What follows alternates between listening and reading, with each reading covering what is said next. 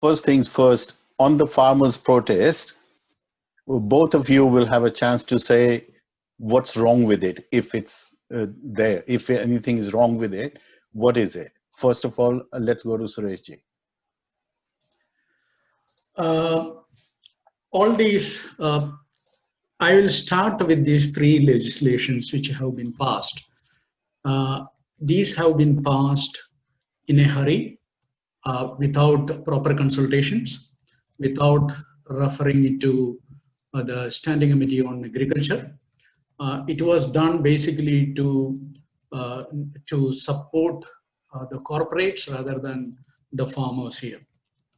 So I will not go into the names of all these three legislations.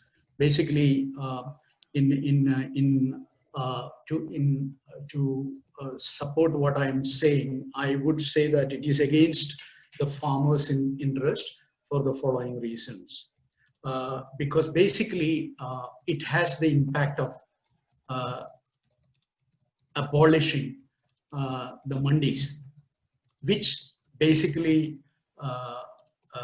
is the main point where things are bought and sold, especially in places like Punjab and Haryana. They are supposed to be the granaries of India.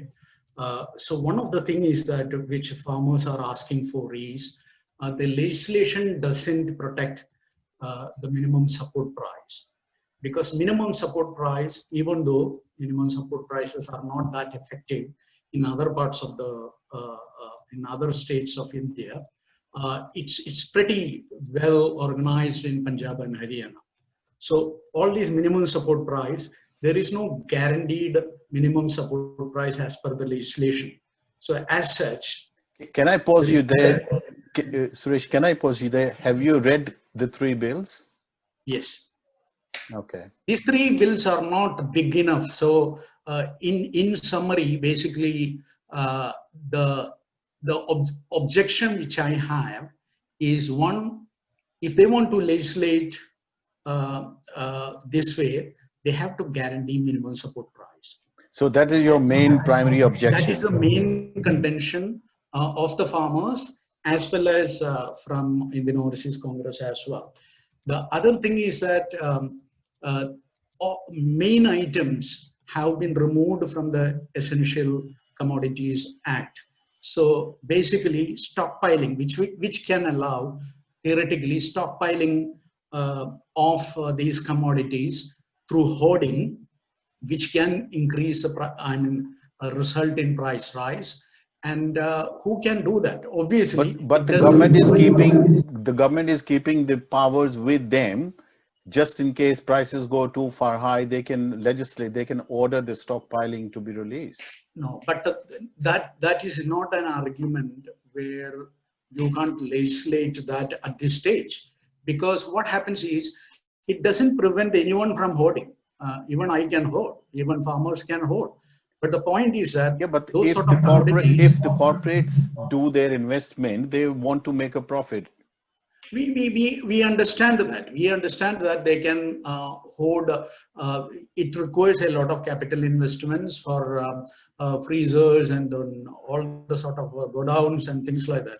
But if you look at it, the way in which it is going, eventually Food Corporation of India will be bought by Adanis or Ambanis, and they will use the public property, which is under the control and possession of Food Corporation of India, because it is up for sale. So yeah, okay. We'll come back to the Adanis and Ambanis. Let's have Mukesh respond to it. What do you think, Mukeshji? What's wrong with it? And if nothing is wrong, then what's so good about it? Look, so far, whatever policies that BJP government under the coalition NDA has introduced, of course, there would be some challenges in introducing and implementing them. And of course, the opposition has an important role to oppose whatever comes out, right? Now, coming back to the farmers' bill, abolition of mandis. If there is a mandi where the farmers are selling and they're selling tomatoes for $2 a kilo, and they are forced to sell because the mandis are controlled by the middlemen, and then they sell in the retail on the wholesale market for $20 a kilo. So farmers are not getting the real benefit of the price that prevails in the retail market. Maybe there has to be some form of infrastructure. Now, if the retailers, I read about an argument that Ambanis and Adanis, they will go to the farmers and all the middlemen will lose their jobs. But the Ambanis and Adanis, that they are not going to, Mr. Mukesh Ambani is not going to drive his truck to the farm in near Chandigarh and pick up all the wheat crop and then take it to Mumbai. So the whole infrastructure, employment will still be there. The point is that they're going directly to the farmer, and if the farmer is willing to sell at a price that the Ambanis are willing to buy for, it may or probably more likely be higher than what they would be selling in the local mandi. See, the main point Suresh was raising was there is no minimum support price. I don't think so. I did a search while Mr. Suresh spoke about the minimum support price. There are minimum support prices available for 2021 on the website. Now, through this new legislation, the 3 pieces of legislation, MSP has always been, means not always, has been there, part of BJP. Modi's government has been talking about, yes, there has to be a minimum support price. So I'm not very sure why this particular legislation is not about MSP. So it looks like as if the MSP is not there, but the MSP has been there, and it's not an abolishment of the MSP. So I don't think there is fact behind the abolishment of an MSP or the MSP not being part of the legislation.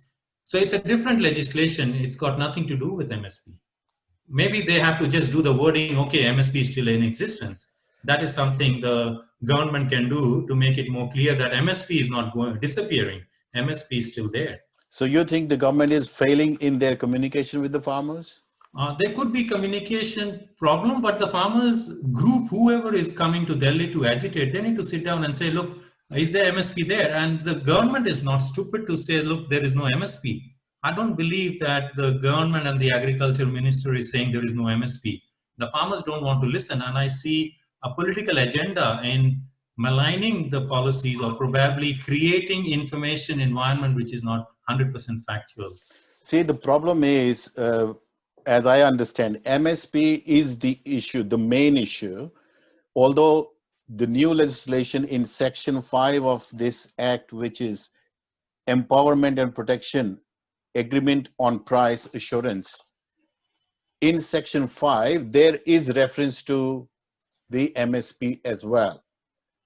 There is going to be, if this becomes law and it goes ahead with it, then the farmers will be able to strike agreements with the purchasers, whoever it is, and then the price will be guaranteed because they will be negotiating the price. And as Section 5B says, as a premium or bonus over and above the agreed price, there may be reference to MSP as well. So the government will argue that the reference to MSP is there as bonus or premium over and above the agreed price. So that is why they want to leave it open. If they legislate, if they set in stone, that may be to the detriment of the farmer. That is their argument, as I understand. Sureshji, you want to say something on that? Yeah, I clearly, I want to tell one thing is that 65% of Punjab and Haryana's transactions, especially for rice and wheat, is through the mandi system. The mandi system, and where minimum support price is guaranteed. The question is not whether it has been mentioned very clearly or the mandis will be dismantled or not. But the point is that if you are bringing a legislation where people can buy and sell outside the mandis, then the very intention should be to make sure that the minimum support price is extended outside the mandi as well. And because if you don't do that, the other point is in mandi, depending upon which state it is, there are taxes involved. So that is, even though that doesn't affect the farmer, but those who are procuring, especially if it is, or the state governments, if they have to pay on top of minimum support price, the commission to the middlemen sitting in the mandis, or 3% to 8%, that sort of range, they will find it is uneconomical, and then compete it with the outside market to control the prices. So effectively, there should be a level playing field between mandis and outside mandis.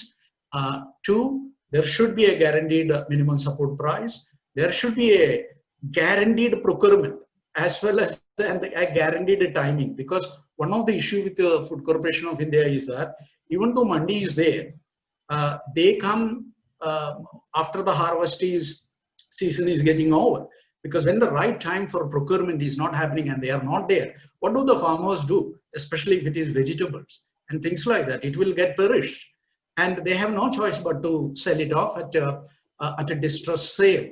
But can I interrupt you just there? I understand you are discussing the from the point of view of the Congress Party and the position the Congress Party is taking. If we look at the manifesto of Congress Party of 2019, it is written there as point number 11 that they were going to abolish the APMC Act anyway, and they were going to do exactly what BJP is proposing to do. No. It was not like that. It was basically there will be complete revamping of the whole thing in consultation with all stakeholders. There is no mention that minimum support price is going to be thrown out, because it doesn't serve Congress interest, farmers interest, or anyone. If they repeal the APMC Act, where will they keep there will be corresponding better alternatives will be brought in. Okay, then can I draw your attention to the reforms that Manmohan Singh was proposing back in the days when Congress was in power under UPA? They were actually proposing basically the identical reforms that the BJP is trying to bring in now. Although BJP opposed these very things, because they were in opposition at the time. Now, is the party politics more important than the farmers' reform? The farmers' interest are the interest of Congress Party as well. But if you look at it in a market-based system, all sort of eventually the ultimate aim will be the market has to decide the prices. In a healthy environment, being an accountant, I know that eventually the market has to determine. Okay, let's hear from Mukeshji. Mukeshji, what do you think? Is Congress playing politics here? Pure politics? I wouldn't say that, but I'll be careful with the words that I choose. Sureshji did mention that there has to be a level playing field between the mandis, people who work in the mandis, and people who are in the corporate world. So he has clearly in his wording, so probably indirectly suggested that the middlemen will be affected because of the change in legislation.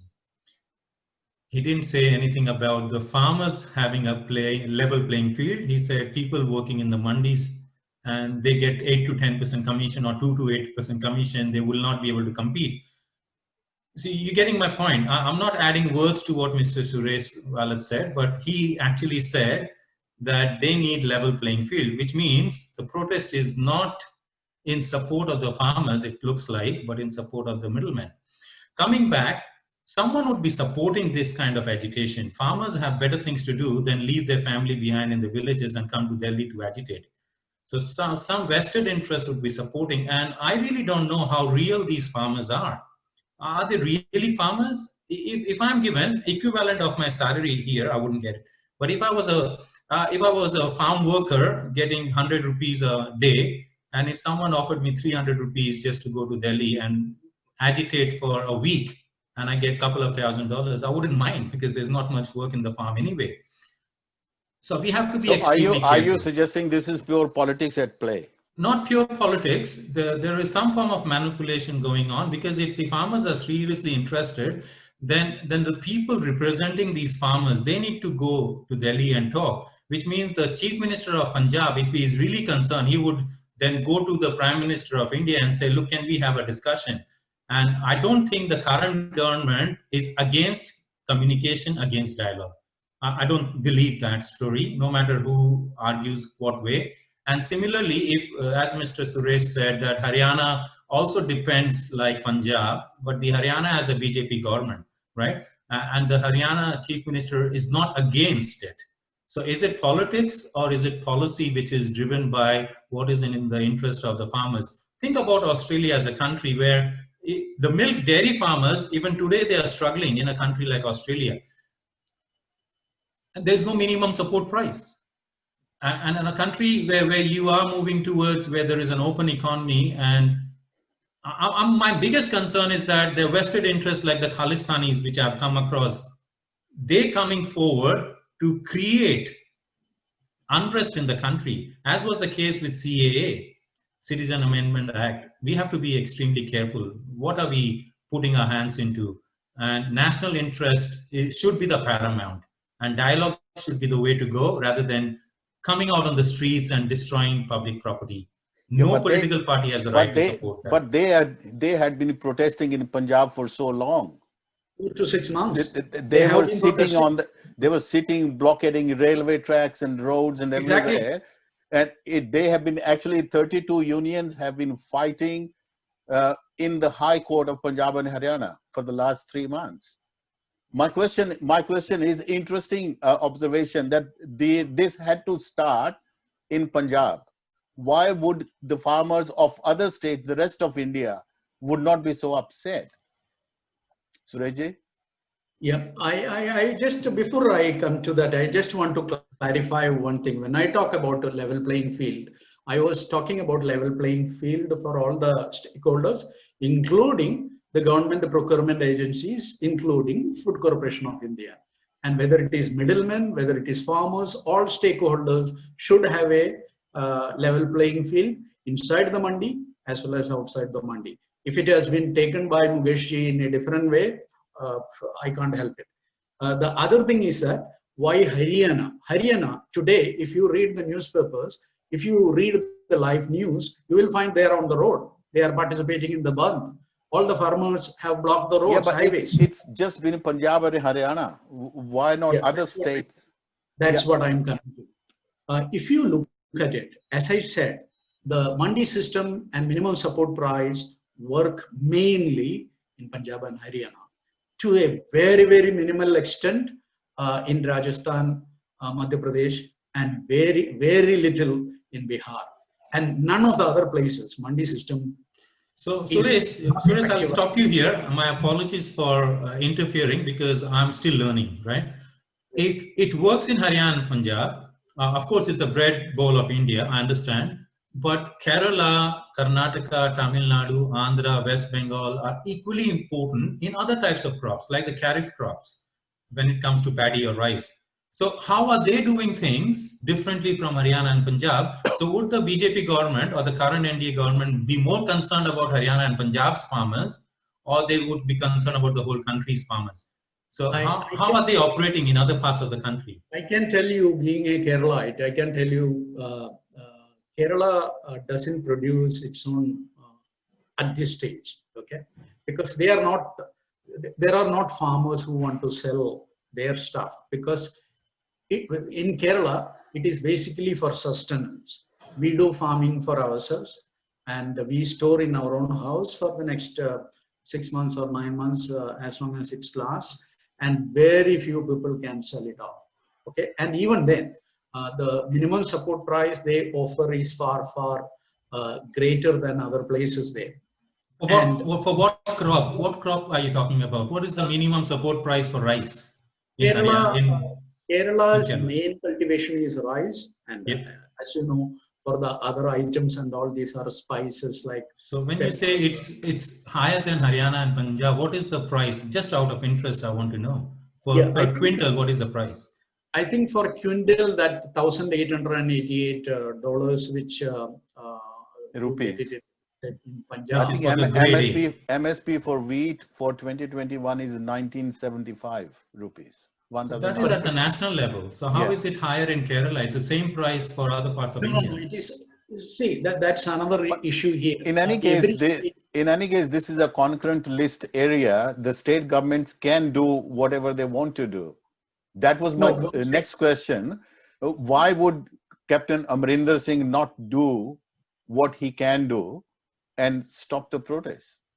Dineshji, the point is that there is a residual power, but traditionally, if you look at it, when the constitution makers started it, it is basically a state subject. Yes, it is there in the concurrent list as well, but that is why Kerala government and Punjab government did a legislation opposing the legislation passed by the central government. Yes. So effectively, legally, they can nullify the whole thing, but it doesn't serve any purpose. And if you look at it, the average income. Why would it not serve any purpose? Because Food Corporation of India is a central agency of procuring the crops, but Punjab has had two of its own agencies buying the same thing. Because I come from the background, my dad was Artiya in Punjab. I was born in there. I have seen through all this drama that's going on. There used to be days of the week divided between these three agencies. Food Corporation of India will buy, I think, twice a week, and the rest of the days will go to Markfed and Punjab Food Civil Supplies. States can run their own business if they want to. But they need, if you look at it, the Food Corporation of India has massive infrastructure. Yes. Including massive infrastructure in Kerala. So Kerala state doesn't own any such infrastructure unless they plan for it, because the way in which things are happening, eventually, you are right, Dinesh, all the state governments will have their own resources built up, because you can't rely on the center.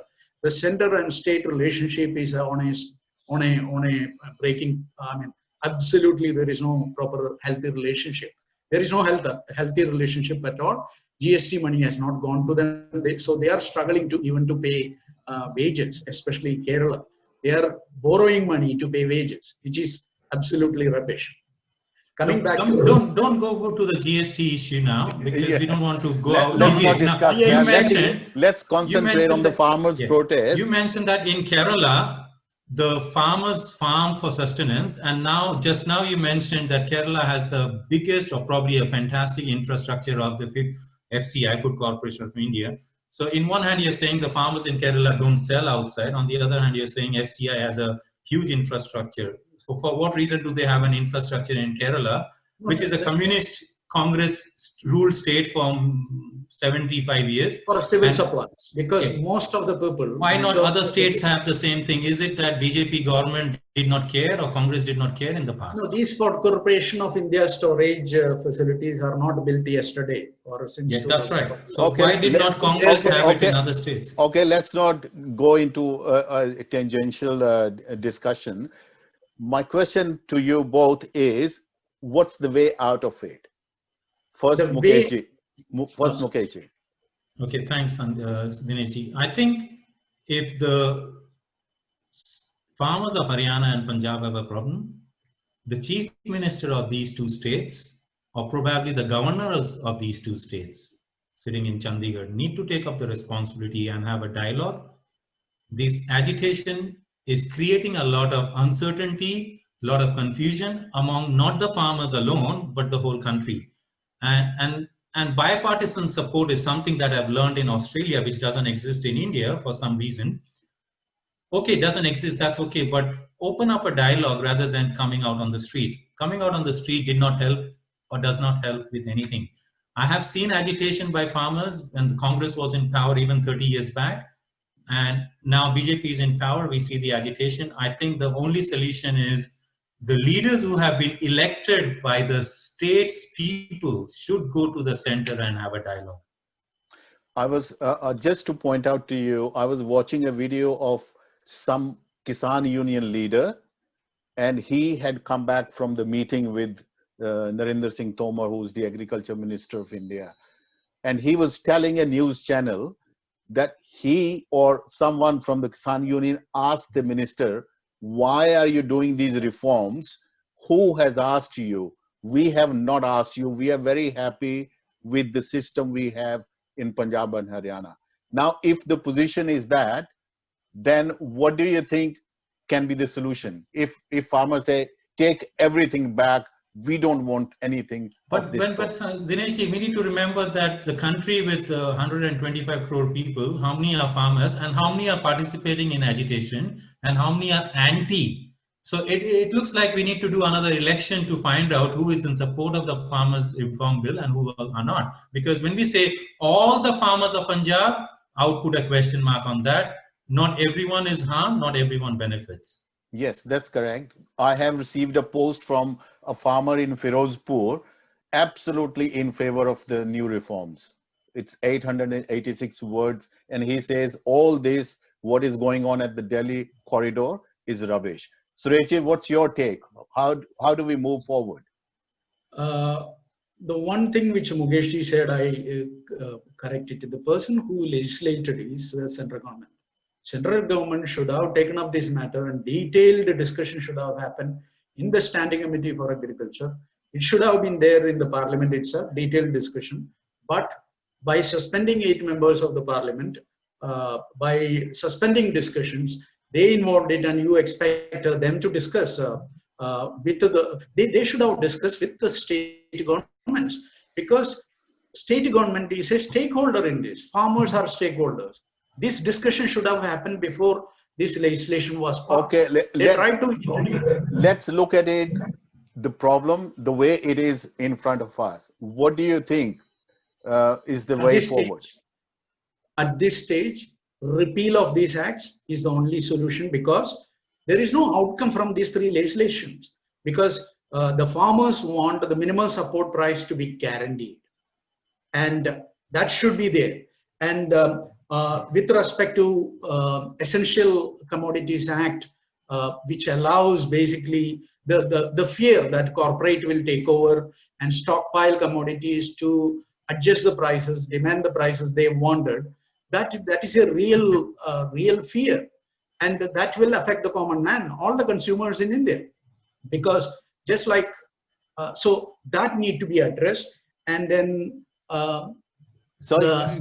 do I understand your position correctly? You are saying that all these 3 pieces of legislation should be repealed entirely. I personally, and even Congress, would say that no, minimum support price has to be guaranteed. Stockpiling, that fear has to be addressed. There should be judicial oversight. There is mechanism created in these 3 pieces of legislation to take care of the judiciary side of things. Although they have barred no judiciary. They have worked out the mechanism to deal with it at the subdivisional magistrate level. Although civil courts are barred to take cognizance of any dispute, but they have subdivisional magistrate. He is a political appointee. He is a collector. And look at a simple farmer who doesn't have the resources which the corporate lobbies will have. And who is going to fight against that? But are you then of the view, Sureshji, sorry, are you then of the view that there is absolutely no merit in these reforms? When I look at it overall, it does more harm than good. And I would say that, yes, there is reforms needed. Can you point out which way it does more harm than good? Basically, because minimum support price is not there. But that's not part of this legislation. That will come under the APMC Act, which is still there. That's not being repealed. No, but there is no interest. Not at this stage. Food Corporation of India is the main one, especially who does the procurement, giving this minimum support price. Okay, and once there is no level playing field, why should Food Corporation of India try to procure items? They will come once the season is over. So practically there is no procurement. And why should they pay at a higher rate of minimum support price when in the outside market it is cheaper? Because in the outside market, a farmer is forced to sell it half the price, because most of these stuffs are perishable commodities and they have no choice. And these individual 2 acre, 1 hectare, those sort of farmers don't have that. So in essence, your position is total repeal of these 3 pieces of legislation. Yes. And start afresh. And start afresh. What do you think, Mukeshji? Yeah, look, proper discussion. now when Suresh a few times mentioned perishable product, I don't see why paddy is perishable. Jowar, bajra, maize, ragi, moong, urad, cotton, sunflower seeds, soybean, wheat, barley, gram, masoor. Which one of these are perishable? They can last for 2 to 3 years without any spoilage if the storage is No, proper. but Mukeshji, then the problem is the small sized farmer, they don't have either the financial capacity or the storage capacity to store if they're not getting the right price. That is the argument which we have to factor in as well. The act is again been misled by the opposition, the way it has been interpreted. The act suggests there is no mandi system, but if I, as a farmer, want to sell in a mandi or sell it to my neighbor and say, look, I'm happy to give you rice for $16 rupees a kilo, that's my problem as a farmer. The act reduces the power of the mandi system, abolishes the middlemen, but that doesn't mean the middlemen will completely disappear. If the farmer wants to engage with the middlemen, the government has no authority to say, like, look, you can't sell to the middleman. This is the middleman. I don't think that is the truth. So you are advocating that there has to be a I'm better completely communication. advocating the reform. It is a reform for the betterment, and I'll give you a quick example. Even with the CEA, which did not affect the citizens of India, still the Congress and all the opposition were sitting in Delhi agitating against it. So this is exactly the same thing now happening. The farmers, probably 90% of people who are agitating in Delhi are not farmers. They have their own vested interest, getting support from opposition That is an parties. atrocious comment. That is an atrocious comment. Yeah, I It was can going be to ask atrocious even. comment. I've seen that with CAA. Yeah. And I'm not No, no, surprised you with this don't- either. you And the don't- kind of comment we received for the resolution of the problem in Kashmir with the formation of the Union Territory. I think I don't see there is any merit in what the I think Congress we'll is leave trying that to to do. another day. I just wanted to ask for a comment from both of you on a very separate issue. You guys would have seen Australia's High Commissioner in Delhi meeting the RSS chief. That has been criticized widely, and the senator from Victoria, Senator Janet Rice, in the parliament asked for his resignation, saying that RSS is a fascist organization and this was such a big sin that he has committed meeting him.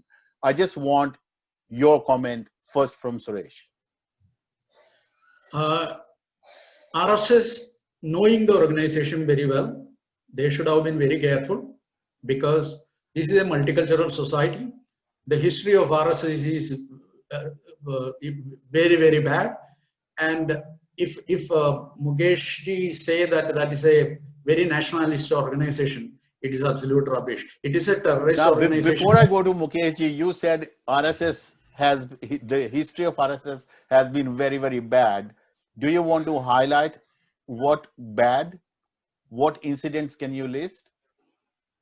You are asking me? Yes. Yes. First of all, their Hindutva philosophy is not good for the country. It is not good for the world. If they talk about nationalism, they are the same one. You name one person who has spent years and years in jail during the independence movement.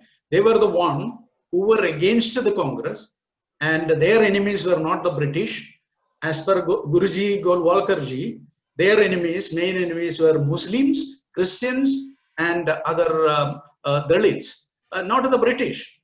Suresh, can you point out an incident where RSS people went out and created or done a massacre of Muslims or Christians in the last 50 years or since Gujarat independence? riots. Gujarat riots, the origin of Gujarat riots was burning of 58 Hindus in that railway coach. Yeah. So those people were not RSS people who burnt that. One second. We are presuming here that there were enough, whether it is Nanavati Commission or any other commissions constituted, it was forensically proved that the fire started from within the compartment. It's very clear. So if the fire started from within the compartment, so even that particular incident cannot be actually proven in the court of law that it was RSS. It's all. No, what I am saying is RSS inspired Hindutva brigade was roaming around the seats, roaming around the state, killing almost 2,000 people, raping women, especially selective women. These things are reported facts, not proven facts. Will you agree with that? But the fact that 2,000 people died was a fact. Yeah, but the allegations connecting the RSS. Anyway, I just want to give chance to Mukeshji to respond. Thanks again. Look, you can say whatever, Congress can say whatever. I still feel sorry for the Sikh brothers who were massacred in 1984. And the blame went to Congress. People are behind bars. I don't think there is any incident where the RSS workers are behind bars. The second point you raised was Hinduism, right? I don't understand. Suresh, you're also probably, I don't care what you're doing. Hindutva. So where is Hindutva? Hindu, and Hindutva means practicing of Hinduism. I don't see where Hindutva is wrong. And how can you use an acronym or synonym of Hinduism as a terrorism? I really don't understand. And anyway, that's your choice and some of the Congress people's choice. And when I say Sikhs were massacred in 1984, I don't say the Congress. Some leaders of the Congress were involved, not every Congressee, right? Similarly, if a individual who may have done something against the Muslims or the Christians of India, you can't tarnish and brand the whole of the RSS community as terrorist group. And this is something we all need to be careful about. Like, for example, what happened in New Zealand, where in the mosque, an individual massacred Muslims. Can we say the whole of the Christian community of New Zealand are terrorists and anti-Muslims? No, it's wrong to say that. So we should not brand, whether it is Congress or RSS, we should not brand the whole of the Congress as anti-Sikh. We cannot brand the whole of the RSS as anti-Muslims. And when you use the word Dalit, I really don't understand where is Dalit different from Hindu. Dalit can be a Muslim Dalit, can be a Christian Dalit, and can be a Hindu Dalit. So we need to be very careful about the choice of words. The call for Barry O'Farrell's resignation, do you support that, or you think? I don't see any reason why they would ask for the resignation of an individual who, out of interest, wanted to meet the leader of the world's largest voluntary organization. Met the leader of that organization. I don't see a problem there. Look, when it comes to Australia, if Dalai Lama visits Australia, none of the political party leaders would like to visit him because they're too scared of China. Right? And we need to at times stand up and say, look, I'm doing it, and I'm not meeting someone anti-national.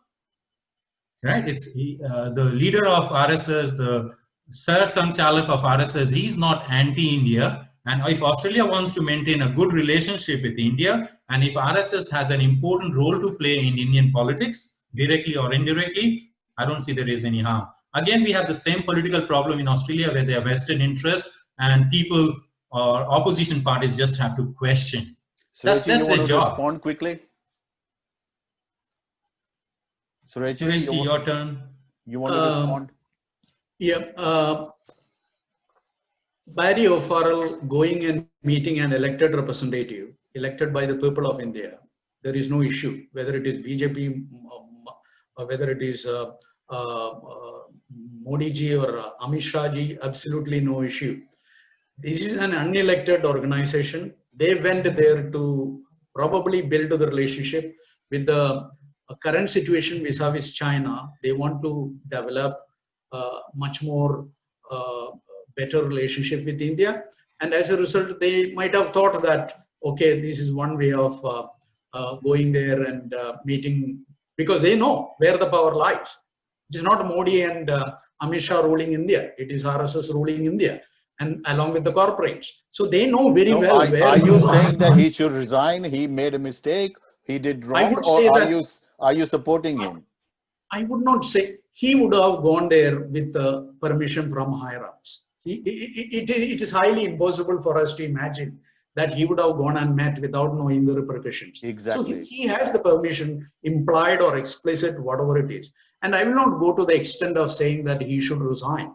I would say better sense should have prevailed. And he has many ministers to visit. the premier or the prime minister or the home minister or trade but minister. he would be following the directions of his masters from Canberra. No, I agree. Yeah. To that extent. As I said, the power lies in RSS, and they knew that. So going there and meeting them and asking for resignation, I would not say that resignation, because he will not resign. His resignation will not be accepted. Yes, that's fine. But So I would still say, calling for his resignation was a stunt in the parliament. I think that everyone knows that that's not going to happen. But they should be made accountable for what they are doing. And that Janet Rice must have tried to put that thing there, and what sort of an organization it is. And Australia is not India of today. Australia is much more humane, humanitarian sort of a multicultural sort of a country, not India. I think I'll let Mukeshji respond quickly, then we wind up. Okay, now, so what Rice wants, I think I agree with Dineshji that it was more of a popularity stunt, that you have to say something against your own people or the elected representative who is in the opposition and say, why did you go there? If Congress comes back to power, I'm sure the Australian hierarchy or the parliament in Canberra would say, we need to be in very close touch with people who control Congress, right? Whether it is Priyanka Gandhi or Robert Vadra, if we have to meet them, that's not a problem. We should do it, because ultimately it is in the interest of Australia. Similarly, if whether RSS controls India or India controls RSS or Modi is controlled by RSS, whatever Sureshji thinks, that's absolutely fine. I don't want to disagree with him or agree with him. If engaging with RSS is in the national interest of Australia, right? If it is in the interest of Australia in the current climate when we are dealing with challenges from China, I'm in 100% support. Let's think I'm a Caucasian. I have no idea about Indian politics and RSS and whether they are a terrorist organization or not. If I'm told by Sureshji that RSS controls Indian government, then as an Australian, I would say I would go and engage with RSS because that is in the interest of Australia. I have no problem. As I said to you at the very beginning, that I'm a nationalist, Hindu nationalist, whether I'm an Australian citizen or I'm an Indian PR holder, doesn't matter. I will remain a nationalist. I will work for the country's interest, and I will work for the Australian country's interest, right?